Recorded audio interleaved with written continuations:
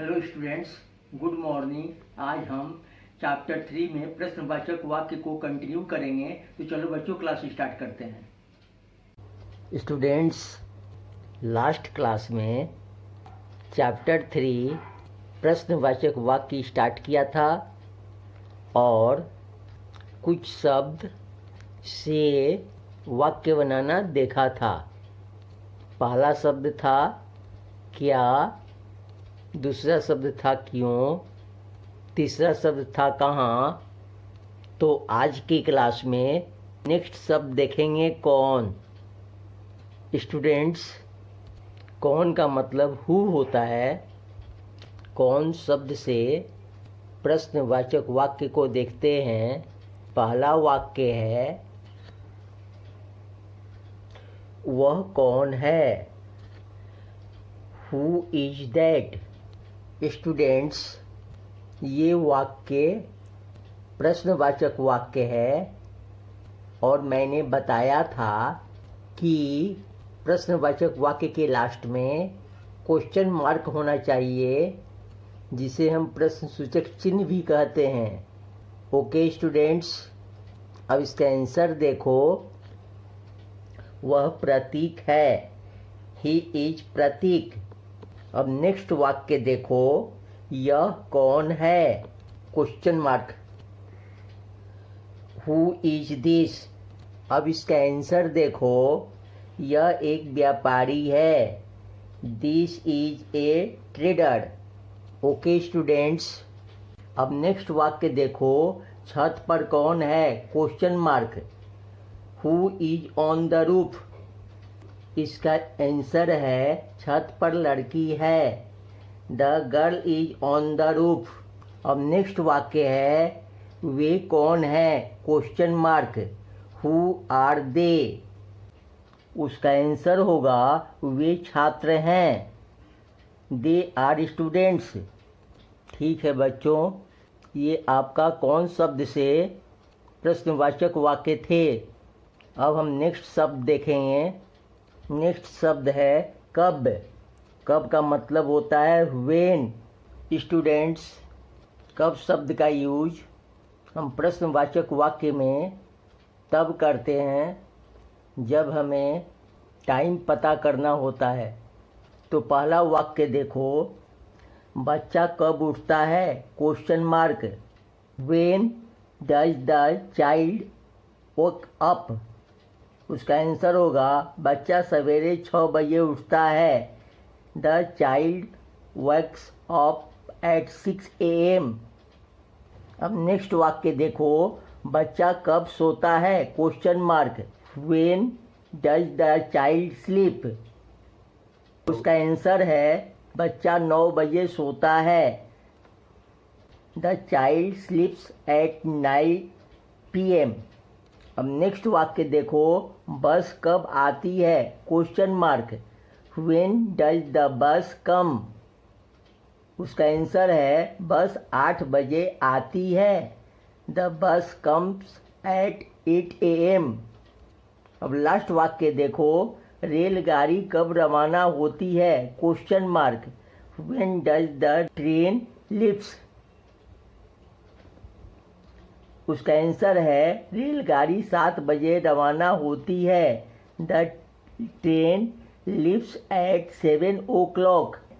Okay students, अब हम next शब्द देखेंगे।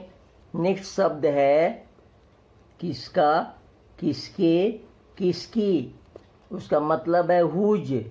स्टूडेंट्स, यहाँ किसका, किसके, किसकी तीनों शब्द का एक ही मतलब है, लेकिन वाक्य बनाते समय इनको अलग अलग तरीके से लिखा जाता है।